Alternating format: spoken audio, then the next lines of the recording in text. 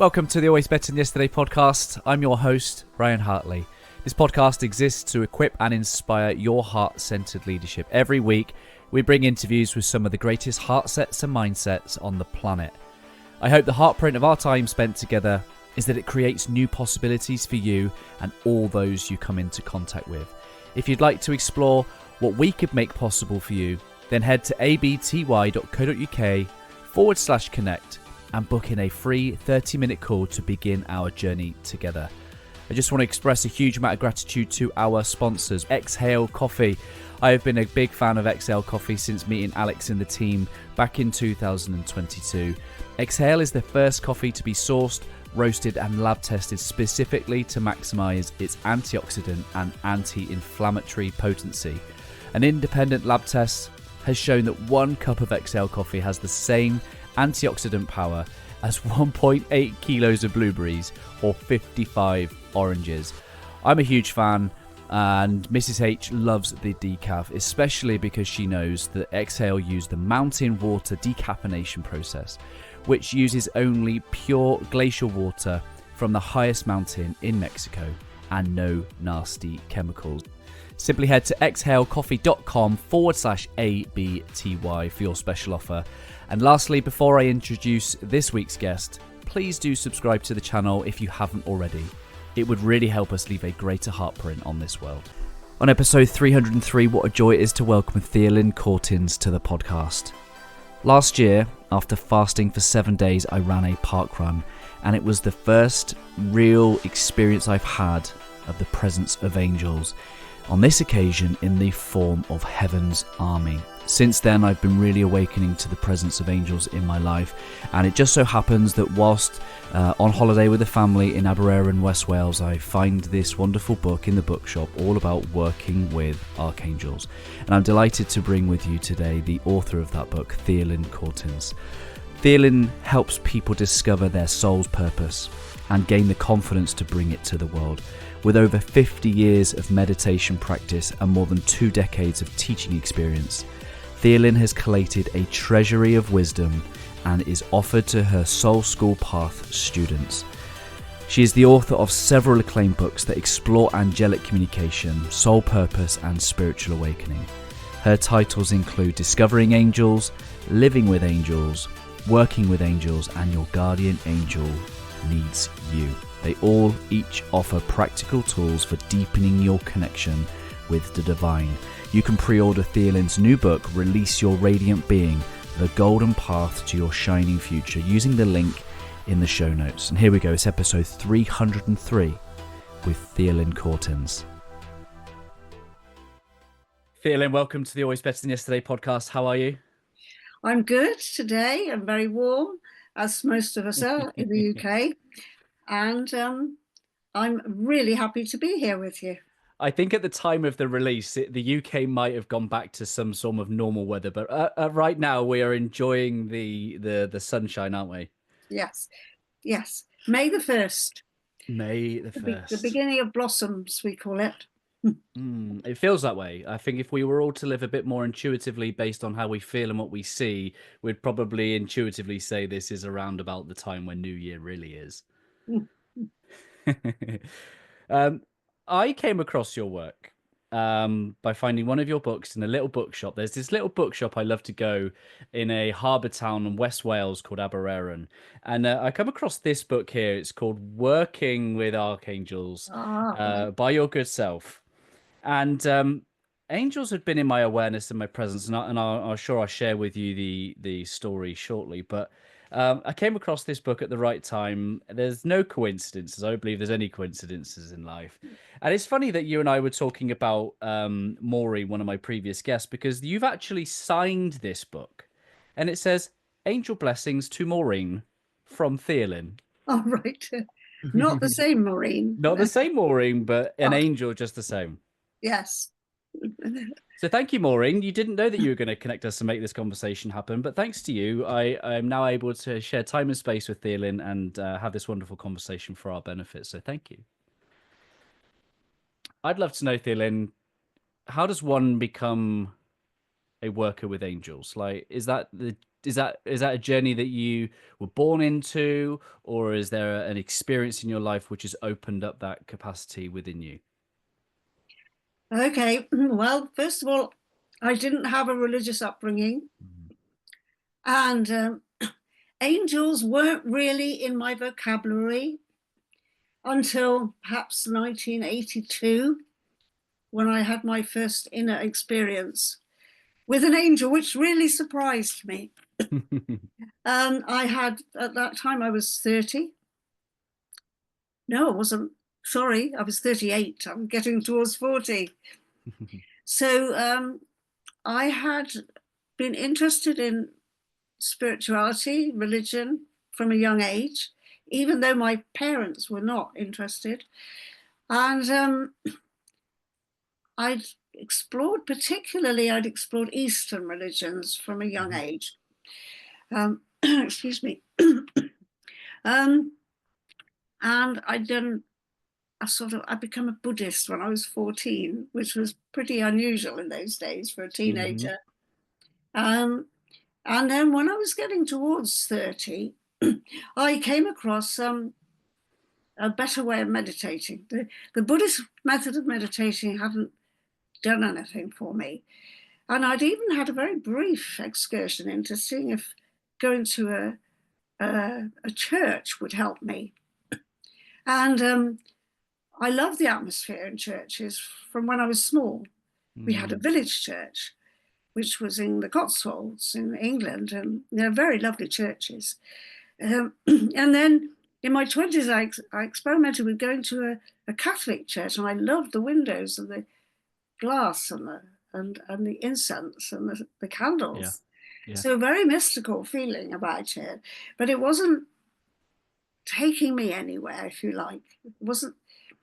So when I was getting towards 30, I learned transcendental meditation. And that seemed to provoke a particular experience in me. And the best similarity that I could mention to people, if they've heard of this person, is the abbess, the German abbess in the 12th century, Hildegard of Bingen, who records having this experience when her mind and her whole body is blazing with light. And I had an experience like that after learning meditation. So you can imagine, and I was a single mother at the time, and I thought, I did seriously think, oh dear, this is kind of a bit biblical. Yeah.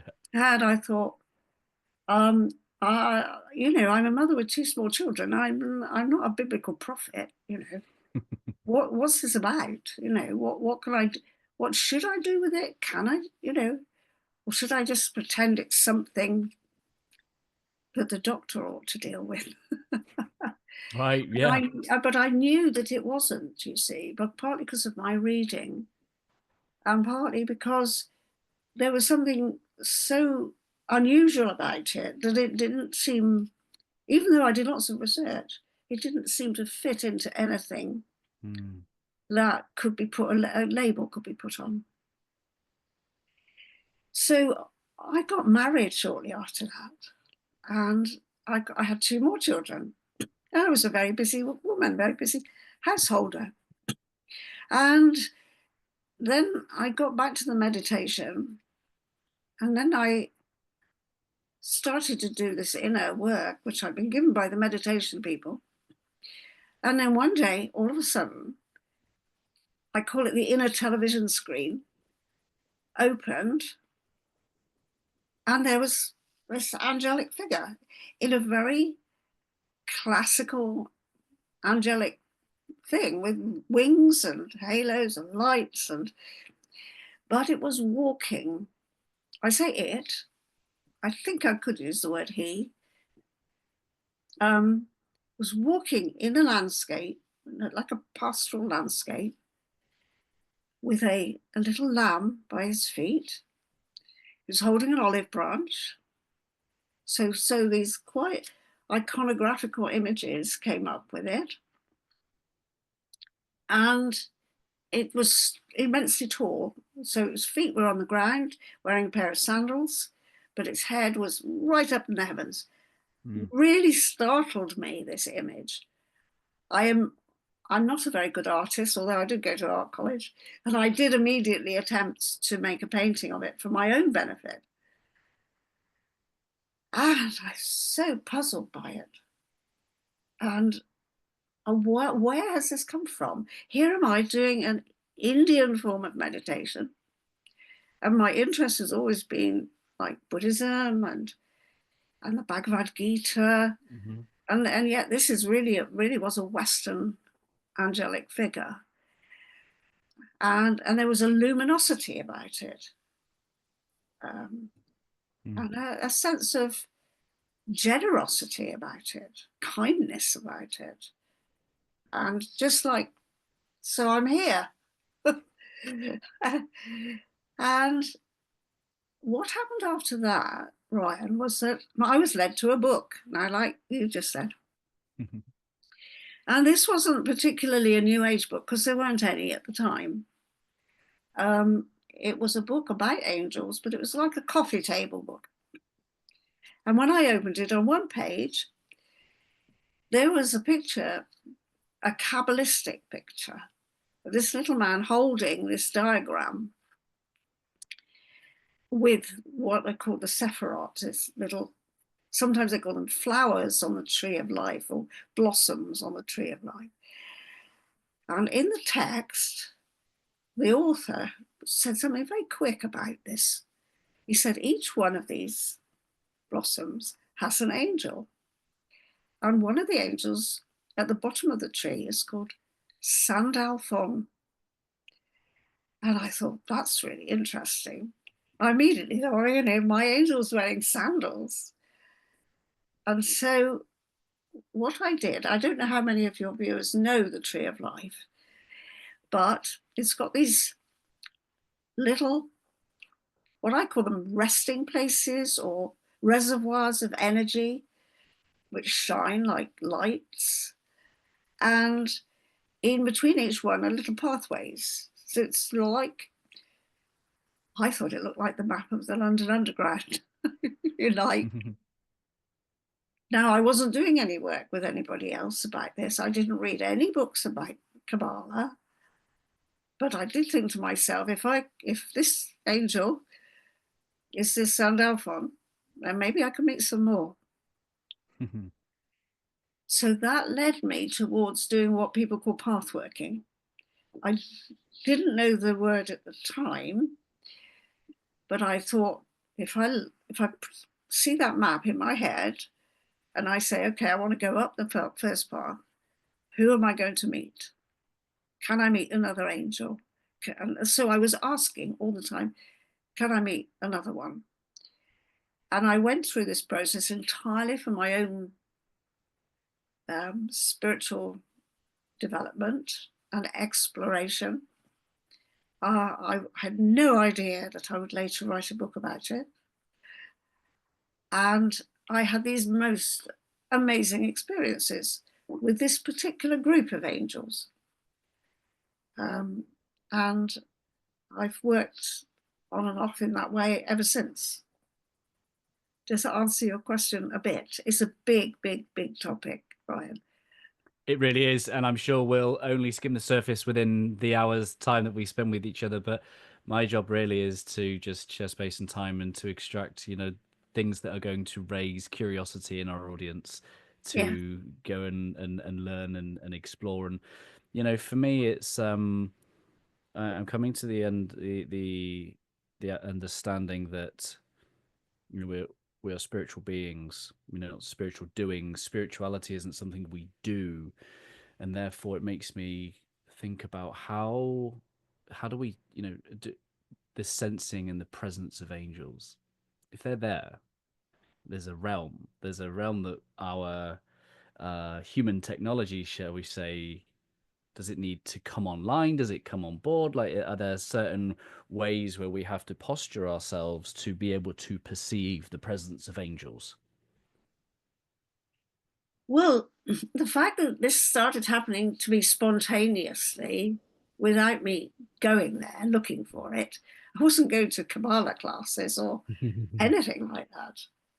I didn't know that I even knew the word, actually, until I found this book with this picture in it. The fact that it comes spontaneously was because, in retrospect, because I was doing this very deep form of meditation, which takes you into those invisible realms, which are present for all of us. And the kingdom of heaven is within us. I mean, right. The classic thing Yep. that we're told. So in order to discover the kingdom of heaven, you just have to turn inward. And most of the spiritual teachings in the world, including the Gospels and the Gnostic Gospels especially, say to you, go into your room and close the door and be quiet and stay there. And, don't talk to other people, Jesus, who I tend to call Yeshua because I Yes. Jewish tradition, and also the Prophet Muhammad. They go into the desert, they go into a cave, or they're in a solitary situation because, and also sometimes the later Kabbalists would say it has to be done at midnight because everything is quietened down then. So it is taking quiet time, and that's not easy in this world. No, it's not. I am. So last summer, I set myself a bit of a spiritual challenge. So Jesus's teaching, Yeshua's teachings have had the most profound effect on my life. I would say I'm a disciple of his teachings, and I really discovered the phrase Lord of Heaven's Army. And it kind of, I'd never heard it phrased like Heaven's Army. I was like, what does it mean by Heaven's Army? And I really had this kind of image of a spiritual battle, shall we say? And so I did a 7-day fast to really bring on board my spiritual discipline, my spiritual surrenderment, and then I finished my fast with a run. And I had this playlist going on, and I just started the run. It was a 5K run. I was wearing a weighted vest, so 7 days of no eating. And I really was looking to yield my heart to God, to surrender, to allow a higher power to come through me, work through me. I really had faith that that would come through. What I didn't expect to come through was the feeling that I was surrounded by Heaven's Army. As I was running, my vision starts to blur, shall we say, and all Yeah. I feel and experience is the heels of an army marching along beside me, and Right. almost in my own voice I can hear myself saying, I'm doing it, and then another voice comes back, says, we're doing it. And that was my first kind of, I hadn't eaten for 7 days. I'm like the most kind of connected I've ever been. And that experience for me was overwhelming, Theolyn. I'm not sure I could find words for it, nor could I explain it to other people as to what happened. But that sparked my curiosity and awareness for the presence of angels. And since then, my wife and I, we've got wings above our bed. We've Yeah. got this little lamp that's a little touch lamp, right? And I don't know what, but for some reason, that touch lamp, it's either broken or it's connected to the divine because it keeps turning on after my wife and I pray together. Like, All right. and Yeah.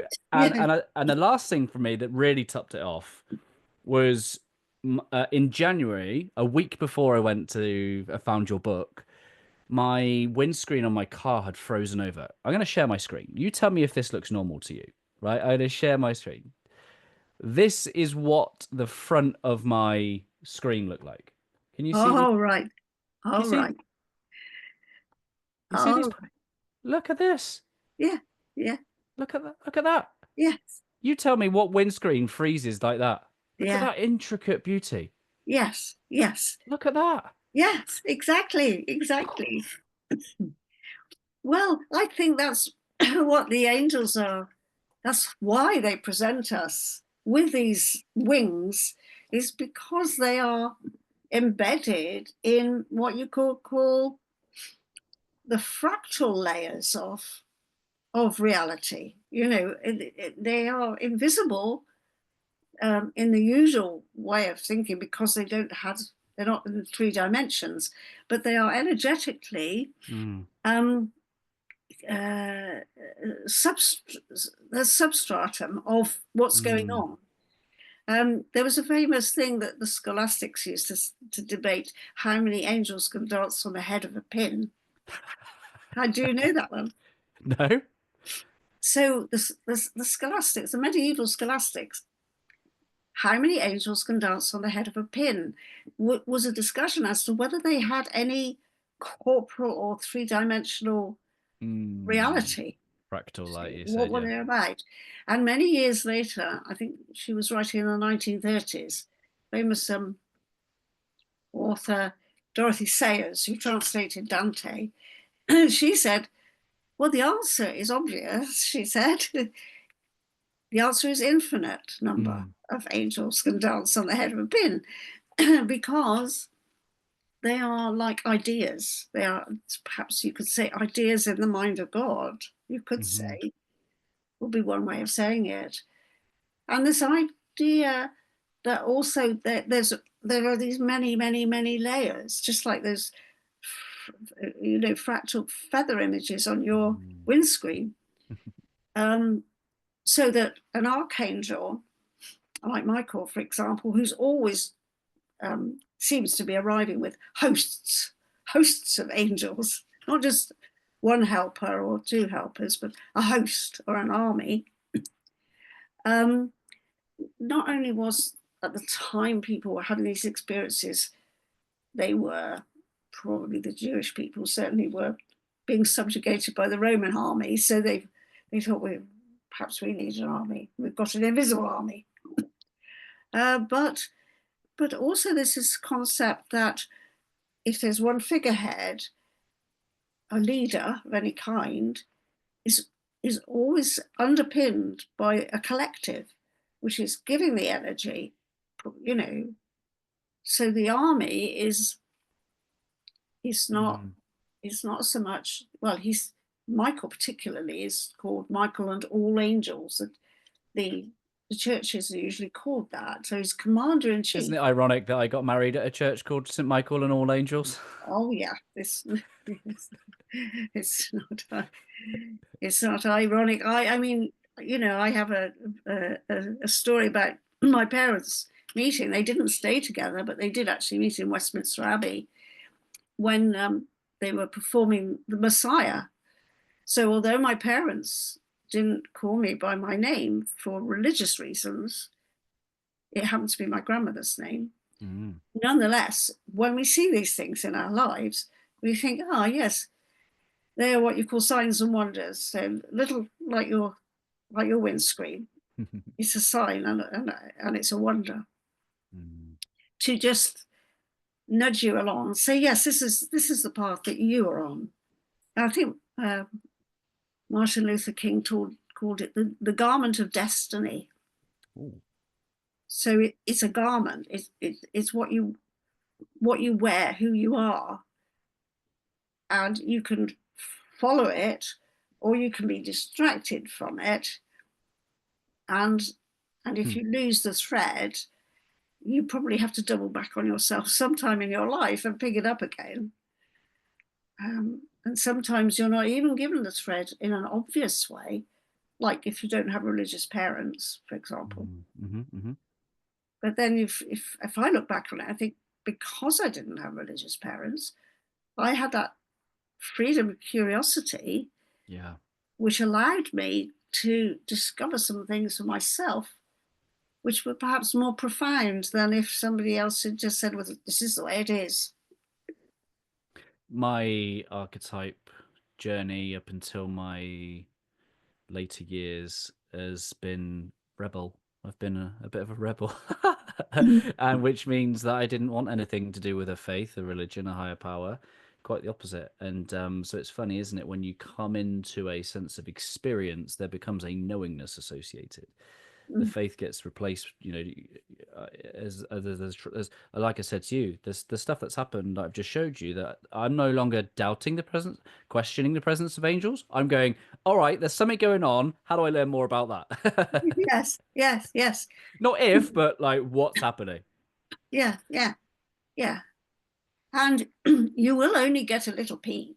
I mean, I've had people refer to me as an angel expert, and I always say to them, there are no experts about angels because it's just so vast. It's like a whole cosmic story. So you can only get little glimpses of it, especially while you're in your present incarnation. You will only get glimpses, but those glimpses can be transformative. The idea of heaven's army implies that there's structure. Is there structure to heaven? There's a difference between an angel and an archangel? Is there structure to the heavenly angelic realm? Well, there's certainly in Christian mysticism we have the 9 hierarchies, and even in Jewish mysticism you get structures, and I think those structures are interesting because, like the Tree of Life one is an attempt to identify the structure, and some of those structures are not dissimilar to things that scientists are finding out about quantum reality and so on and so forth. In fact, a very good book I recommend to people who want to consider it in that way is called The Physics of Angels. The Physics of Angels. It's quite an old book now. Don't know when it was. I've had it a long time. But it's Rupert Sheldrake talking to, now what's his name? Matthew. He's a Matthew. I've forgotten his surname, but he was a Benedictine monk who was ejected, shall we say, excommunicated, because he set up something in the States that he called creation spirituality. So in this book, Physics of Angels, they are discussing the relationship between modern physics and what the mystics throughout history, especially Christian mystics, because Rupert is a Christian, but descriptions by Hildegard, for example, or Teresa of Avila. And so this is something that comes up again and again, that those structures actually are telling us something about the nature of reality. And so quite often I think they are matching what a physicist would agree with. And so the difference between an angel and an archangel is? Oh, an archangel is a chief. It's like a bishop and an archbishop. Right?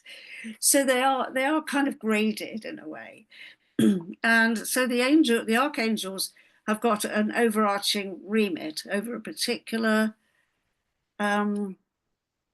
topic, if you like. Now, again, some of your listeners may know about this, that the EL on the end of an angel's name, El or Michael or Raphael or Gabriel, that means of God. So that's from the names are all originally Hebrew. So Raphael, for example, the first part of the word means healing. So Raphael is the healing of God. So each of those archangels, those particular archangels on the Tree of Life, are, you could say, they are the way God's qualities are being expressed, like the healing. But there's also the severity of God and the generosity or abundance of God, or the persistence of God. So there are these different qualities for the archangels, and then they will have a host or an army of angels who are carrying out the daily work. I often think of the archangels as like architects who are putting the structure in place. And then the angels are like all the little chaps who are running around, the builders, the plumbers, the electricians, they're all kind of, They're doing the honorable tasks. yeah, they're doing the, making sure that, somebody who needs a blood transfusion, the blood gets there in the ambulance quick enough. The day-to-day details. Do angels follow a code of conduct, like a rules of engagement? Well, it's often said that what they can't do is interfere with our free will. So I suppose that would be the main thing. They're not going to interfere with human free will, because we've got to discover our own path and make our own mistakes in order to know, and not to, we've got to know it from experience. Yes. And therefore, I mean, they certainly will turn up for people in unexpected ways. Yeah. But they don't interfere. I'm reading the Gospel of Love and Peace at the moment, and by the Essene Gospel of Love and Peace, and in it, Yeshua is written as talking a lot about. He's talking about the Heavenly Father, the earthly mother, and he's also talking a lot about the angels of the sun, the wind, the air. Right. He's talking about a number of the angel of power, of love, and of wisdom. Like, that's where I'm at right now. I like Jesus, like Yeshua. I am yielding myself to seeking the wisdom, the guidance of love, power, and wisdom. And and I think hopefully in my seeking, I shall hopefully be blessed with the finding of the. Yeah. I just need to be wise enough to keep seeking the guidance of angels. Is that a wise thing for me to do? Oh, absolutely. And I mean, I think that Trinity is quite essential. Something that I talk about when I'm teaching people. There's a the power is there, but without the love and the wisdom, it doesn't work. The power of God can come in, and so God chooses, if you like, to say, okay, I've got all this power, but I've got to balance it. A lot of the stuff in the Tree of Life is about balancing. Because if I'm power without love, I'm using that power for my own advancement. Yes. Yes. Yeah, that's right. And it's the wisdom to know when to use it and when not to use it. Right. I mean, going back to Martin Luther King, he was an amazing example of somebody who was immensely powerful, but who knew how to handle it, really. And the love there is such a tricky word in a way, because people so much associate it with romanticism and some kind of sentimental, there. It's so much more energetic than that. Yeah. Dante says it's the power. This love is what turns the sun and the stars. It's that's what love is. It's the capacity to create beauty. Yes. There's I live near a town called Frome near Glastonbury. Yes, I know Frome. Yes, so Frome there's some graffiti in Frome, and it just says this. It says love is metaphysical gravity. Oh, right. That's great. Which is like I find it amazing how like in this town it's a bit hipster and a bit spiritual, and it's graffiti, but it's got one of like the most profound truths I've ever seen in the form of graffiti. Right. Yes. Yeah. Exactly. Yes. So it holds the universe together. And it expands. Love is expansive. It's it's really powerful. And I guess in my seeking, do I need to practice a level of discernment? Is there a potential for me to be deceived in my seeking? Well, of course, that's a very old issue that people, if angels are a big topic, then deception or evil is another huge philosophical topic. But the seekers after wisdom, like Yeshua himself, of course, were very aware that something could turn up while you're meditating or praying, and it could send you off on the wrong path. And this is his temptation, where he becomes aware that he's got this immense potency, but he has to acknowledge that it doesn't belong to him. There's a quotation from Thomas Traherne, who, I don't know whether you know him. He was a priest in Herefordshire. So he's one of the metaphysical poets. And he says something in his meditations about, you never know the world aright until you are crowned with the stars and know yourself to be monarch of the whole world, but that all other people in the world are also sole heirs to this majesty. That's roughly how it goes. You need to experience being in the oneness with the divine, and at the same time know that that's there for everybody. Otherwise, the ego just goes. So I suppose the discernment is to know when this is going to edge off into hubris, into that's when people become delusional about who they are. And you said the word ego, and I think it's that the last play of the ego is to appear spiritual. Is okay, fine, I won't die, I will become spiritual, and then there becomes a superiority when we've got the keys to heaven, we know how to get there. I mean, I don't like to put the ego down too much, because we need our ego to run our daily lives. We need to know who we are and what we're doing and why we're doing it, in a way.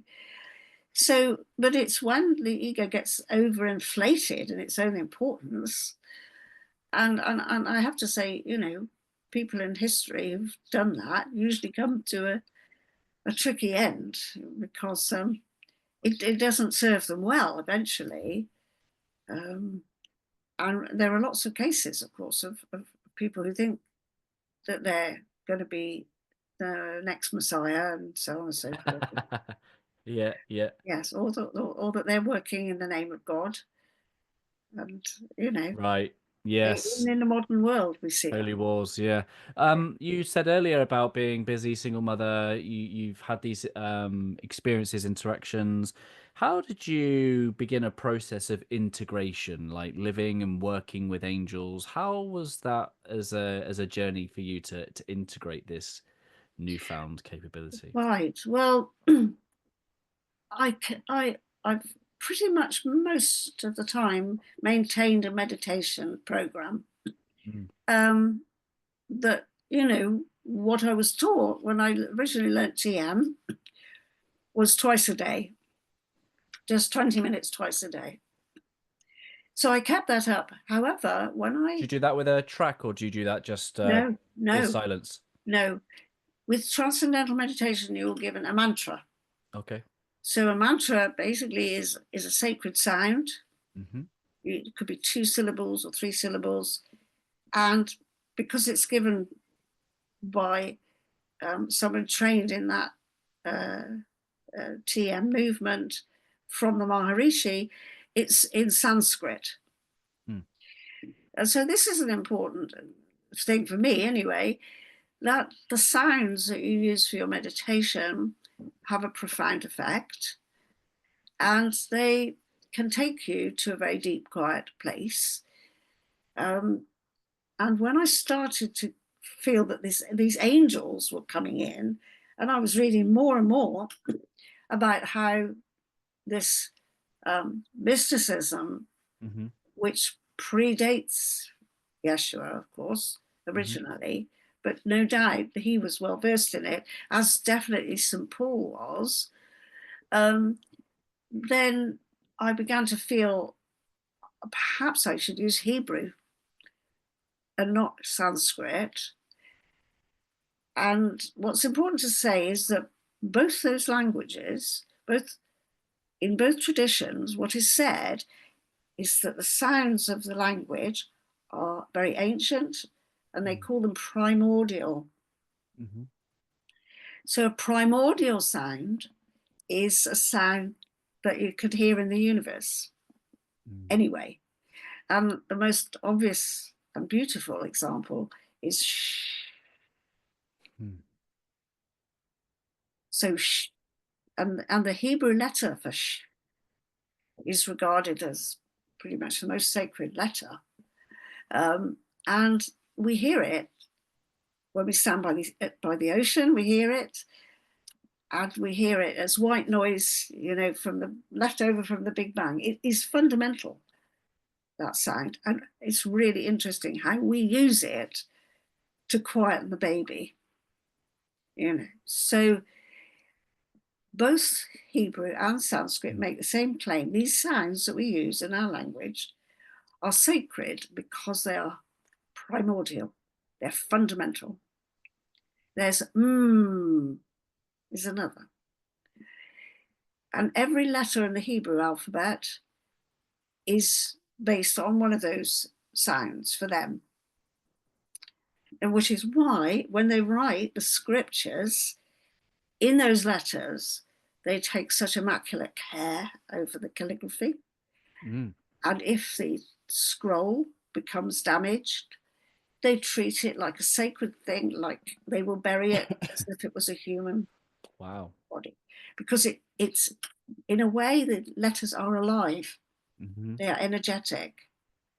They're carrying the sounds. So for myself, my journey was to change from using Sanskrit to using Hebrew. Now, I don't claim to be a great Hebrew scholar, but I know enough to work like that. And then I started to create my own little inner sanctuary, if you like. In my sanctuary, I have a rather special little carved statue, about that size. It's so beautiful, Ryan. I won't show it to people because that means removing it from there. But I'll tell you something about it. My uncle found this in a skip in North London, right?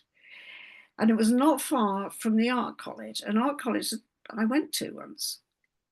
And he was not a religious man, but he picked this statue up. And basically it's Mary holding the baby. It's beautifully carved, very simple, lovely coloured piece of wood. And somebody, perhaps at the art college, had made it, and somebody had thrown it away. Wow. And my uncle rescued it, and he kept it on his mantelpiece. He was a single man. And one time he said to me, "I'll leave it to you in my will." I said, "Oh, thank you. I'd love to have that." And in actual fact, when I was 60, he came along to my birthday party and gave it to me then. Wow. So I've had it now for 20 years. And although I wouldn't describe myself as a conventional Christian, but Mary with the child is she bridges all these spiritualities. She's divine feminine. And in the Jewish mysticism, this is like Shekinah, the divine presence of God in the world. So although a lot of my work is influenced by ideas in Jewish mysticism, this is one of the most beautiful things in my life, is to have this statue of Mary with Beautiful. The baby. Is it possible that there is a female incarnation of the Christ? Well, I think because I come from this concept that there must be the balancing, and certainly in Judaism is this idea of the bride. When they have a Friday evening Sabbath service, they inviting in the bride. And And I mean, even in the book of Revelations, they talk about the bride. So there's this concept, mystical concept, that this masculine, if you like, energy will we have to have this. It's called Hieros Gamos, the sacred marriage of the male and the female, and the balance. And perhaps we could say fairly that what's difficult in our world today is that they are not in balance. And even when feminism came along, which, you know, because I lived through the 70s, I was quite interested by, but even that was, the women were trying to be like the men. So it's getting some kind of balance and a marriage between whatever you feel that Christ represents. Yeah. And the female, the feminine side. Very diplomatically answered, thank you. Right. I think it's been a huge disservice to this world to have removed anything from the divine feminine from our sacred books and texts. But good thing is that there is a number of other sources out there. Should we look at them? But I guess, why would I have a resonance with Saint Michael? Well, Michael, in that tree of life map, by the way, Michael kind of holds the center. And I think that's why he's called the commander, because he's like the hub of a great complex system. And that's very centering. And in physiologically, you could say it's centered sort of here in the, you know, the heart and solar plexus and that area around there. Not to overlay chakras on it necessarily, but so the opening of the heart,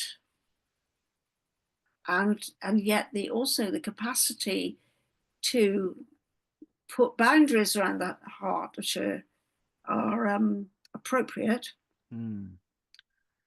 would be a Michael thing. So it's like wanting to give and give and give, because there's a huge capacity. It's quite curious that the new age books often associate Michael with the color blue, but in tradition he's a seraph as well as an archangel. So a seraph is like, you know, right up the top of the hierarchy. A seraph is a fiery angel, almost, you know, straight from the heart of God.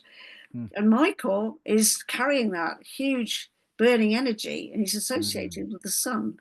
He's the archangel of the sun. There's a beautiful painting by Turner called An Angel Standing in the Sun. I think that's Michael. Yeah. So Michael makes you want to shine, and Michael gives you the capacity to shine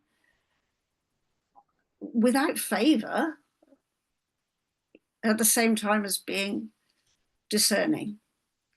Yeah. Does that make sense? 100%. Yeah, I have a symbolic kind of, it's just Michael with the traditional image of him, the slaying of Lucifer. But for me, like, I'm not saying my resonance is I think I'm the incarnate. Quite the opposite. Is I'm seeking his wisdom. I'm seeking his guidance. I'm seeking his courage to flow through. Particularly, you know, as I'm a man with wife, 2 children, and it's I can seek all the courage and the wisdom I can get. What is? Can I just say something else about the image, please?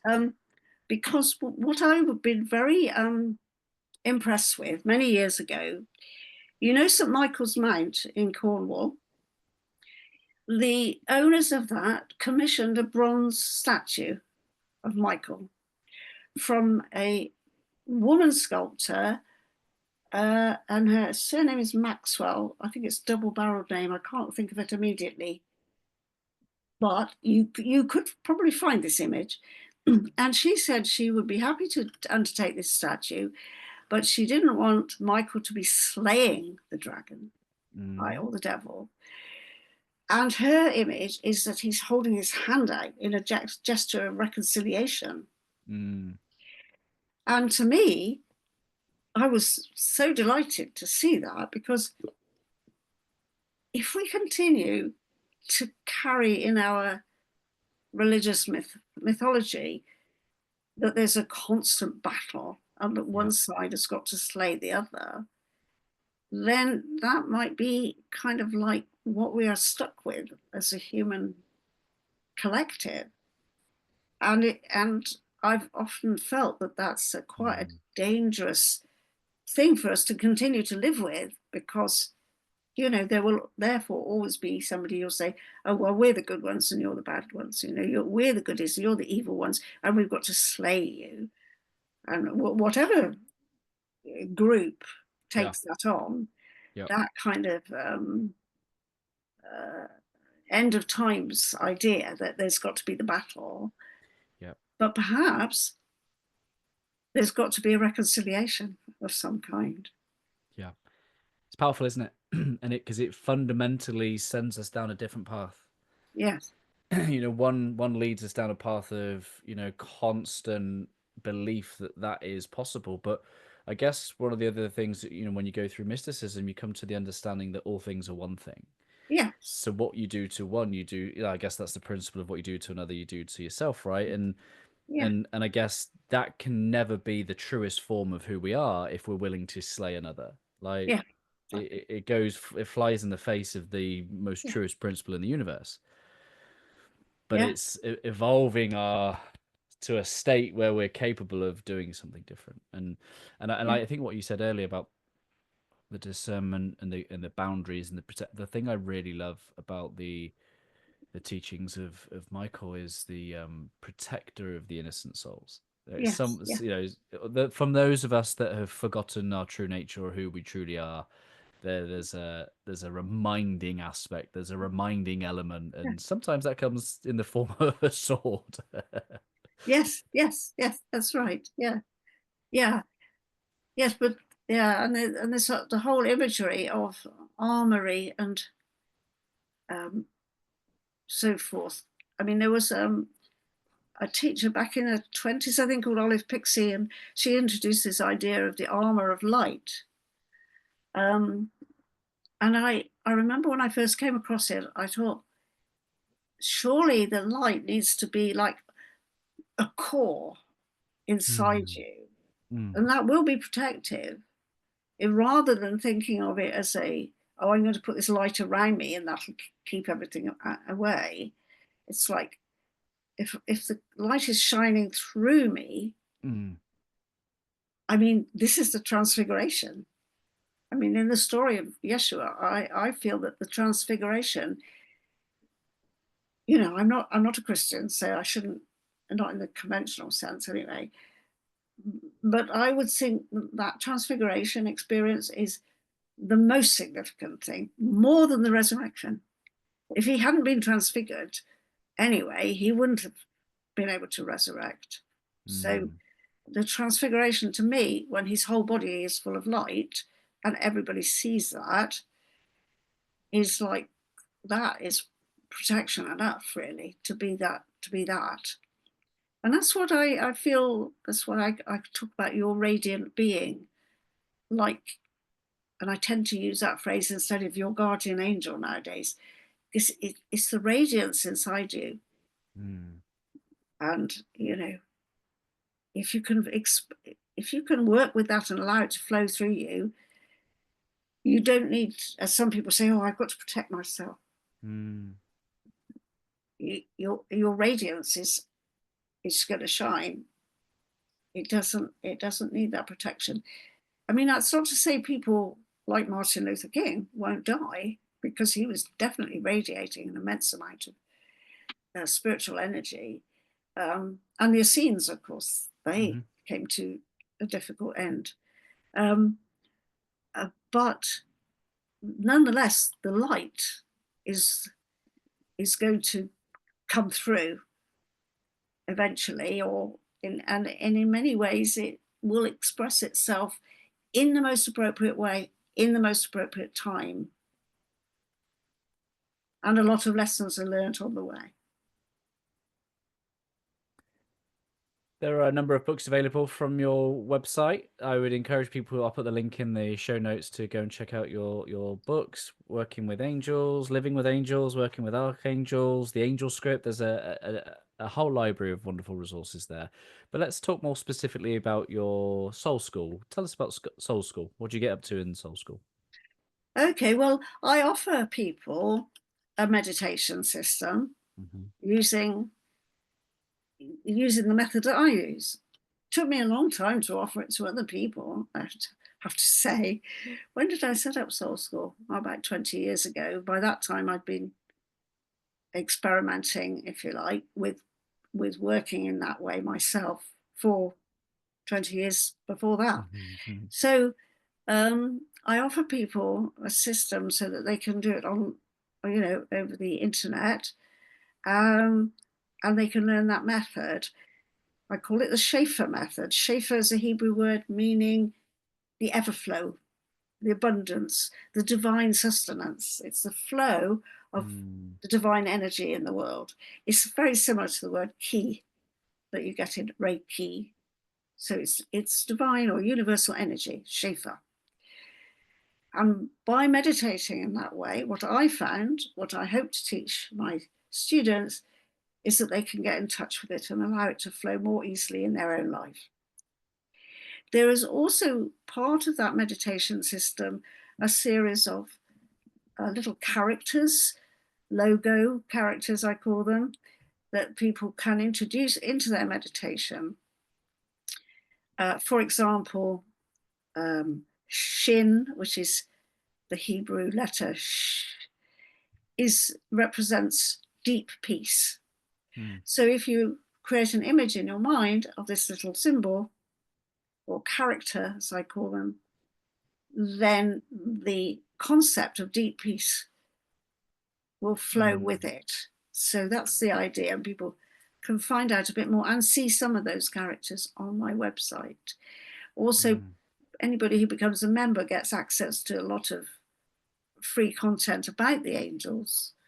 And I do some face-to-face teaching. I haven't done it for a while, obviously, COVID and so on and so forth, and also the fact that my husband died a few years ago slowed my face-to-face work down.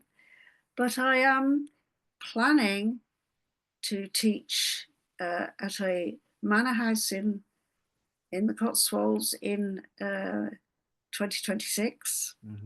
If there are enough people who would like to come along and work with me in that way. And they can, previous to coming, they can do some of the online work. So maybe that's about it. That's beautiful. I'll make sure I add that to the show notes, and definitely encourage people to head to that website to check it out. I have in my notes here, sorry to break it to you, that Soul School was established in 1993. That makes it 30 years, not 20 years. Oh, right, yes. Yeah, that's sorry right. to do that to you. Yes, that was basically when I wrote the first book. Yeah. And then when it was started to do correspondence courses by post, sending out little cassettes to people. Yeah. That was in the early 2000s. Wow. Yeah. You just mentioned your late husband there. You talk so beautifully about him on your website. I wonder whether we could honor him in this conversation, talk about the spirit of your late husband and how his presence is still felt. Well, it was an extraordinary marriage. It was 46 years. So this year would have been our 50th wedding anniversary. And the children sent me a special tree to plant. And his spirituality was not at all dissimilar in many ways, because he was very interested in the Norse, using the runes for spirituality, and he did overtone chanting for achieving altered states of consciousness. And he was very gifted as a musician. He wrote beautiful songs and funny songs, and he wrote a lovely song about Sigmund Freud. But then he wrote just very beautiful ballads. And one of his beautiful songs for our musical show was "Death is Not Something to Fear." I'll see if I can find a recording of it and send it to you, Ryan. Thank you. There's a scene in this musical which is mostly quite witty and a bit Pythonesque, but there is a scene in it where Jesus comes to speak to Mary, and it's a duet where he says the soul never dies. And it's beautifully sung by the Icelandic singer who played Jehovah. In the show, he was called Jehovah. So he had an immense spiritual capacity, my husband. He had the capacity to see through people's silly games, and he was very satirical about that. But he also understood some of the deeper things, and I think that was because he had tendency for epilepsy, epileptic seizures. And that's a neurological disturbance, but it's also associated with the capacity to experience time in a different way and to see the larger picture. And I don't know whether you know the Dostoevsky wrote a book called The Idiot, in which there's a prince who has epilepsy. And the prince says, beauty will save the world. And that is very much the kind of thing that somebody who has that. So the prince in the story has epilepsy, as Dostoevsky did as well, himself. So he knew those feelings of understanding how great and amazing the world is and being able to connect with that. What's his name? Will Shaman. Shaman. He took that name on. Yeah. Thank you for going there. Thank you for sharing that. We honor you, Brother Will. Thank you so much for sharing that. And I have a word here at Always Better Than Yesterday, and the word is called Heartprint. And the word really symbolizes the living legacy, the ripple effect, the impact that we have on maybe those around us, maybe those we'll never meet. Theolyn, I'm really interested to hear your perspective on what you hope your heartprint will be. Oh, right. Well, I hope my heartprint will be that I provoke people to see the world in a new way. You know, just to keep asking questions about what it is, why they're here, and what they can best do with their time. Actually, that's something that Gandalf says, I think, in the Lord of the Rings. The big question is, what are you going to do with your time? What's the so you have a wonderfully growing family. I understand is it great grandmother? Yes, I am a great grandmother. Yes. What do you hope is the principal teaching that your family come to learn, or anyone that's listening to this? What's the main teaching you feel called to pass on in this lifetime? It's to see the world not for what is obvious, but for what is what we call the mysterious, and some people call the supernatural, is part of that reality. It's not just something old and superstitious and, we've got past that because we've got science. No, it's not. You don't have to belong to any particular religion. You can find that joy in being in this world and sharing the beauty of it. Theolyn, super grateful for you. Thank you for coming on the show. Thank you for sharing your heart and your mind. I'll make sure we have all the good links to your wonderful work in the show notes, and we'll be honoured if you'd leave us a final thought from your good self. Well, my favourite final thought, I often use this in my emails, is keep shining. Simple. Love it. Theolyn, thank you so much. Thank you. Thank you for having me. Delight. Hey my friends, thank you for making it to the end. I hope that our time spent together today has left you a little bit better than before you push play. I'd really appreciate if you just took a moment to leave a review to allow me to meet more people where they are and hopefully leave them a little bit better too. If you're curious to know how I, through Always Better Than Yesterday, can serve you, your team, your organisation, then head to alwaysbetterthanyesterday.com to connect. And while you're there, let me know 1 or 2 things that you're going to do as a result of listening to this conversation. I absolutely love hearing your thoughts, your reflections, and the things that this spark in your own heart and mind. If you want more insights from my heart and mind, I do send out short episodes on a Monday, Tuesday, Thursday and Friday, and again, I hope that they serve you well. I appreciate you listening. I'm Ryan Hartley, host of the Always Better Than Yesterday podcast, a podcast for heart-centered leaders just like you. Keep leading, my friends. Always love.